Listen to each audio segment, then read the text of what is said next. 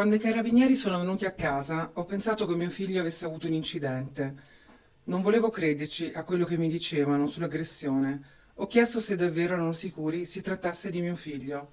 Così la mamma del quindicenne accusato di aver aggredito Marta Novello ripercorre nello studio del suo legale in Piazza delle Istituzioni a Treviso l'avvocato Matteo Scussat il lunedì che ha cambiato per sempre la vita del figlio, ma soprattutto quella di una ragazza che fortunatamente si sta riprendendo e che potrebbe già tornare a casa per Pasqua dopo aver lottato tra la vita e la morte in terapia intensiva al Cafoncello. La madre del quindicenne dice di essere rientrata nella sua abitazione di Marocco quel pomeriggio del 22 marzo alle 15:30, di aver salutato il figlio e poi di essere andata a farsi una doccia. Alle 16 la ragazza non era più in casa, c'era però il suo cellulare, un fatto definito anomalo dalla donna. Non si accorge però della scomparsa del coltello da cucina che è emerso dalle indagini il ragazzo ha usato poi contro Marta.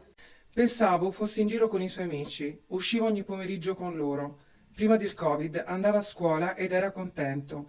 Si allenava a calcio 3 volte alla settimana. Poi la partita la domenica.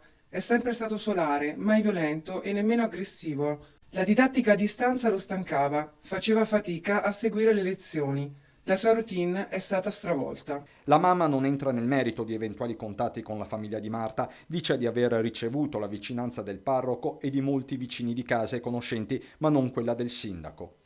È stata una tragedia anche per noi. Se avessi colto dei segnali preoccupanti, avrei fatto subito qualcosa. Non dormo mai, ci penso sempre, come ho sempre pensato a quella ragazza. Sono contenta stia meglio, è stato un sollievo.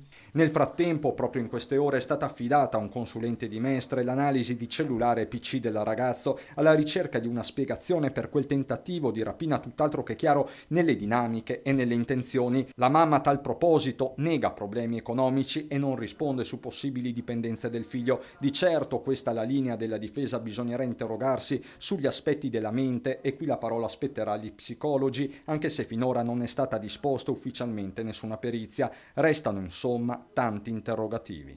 Mi chiedo solo il perché di tutto questo. Se potessi, gli chiederei il perché.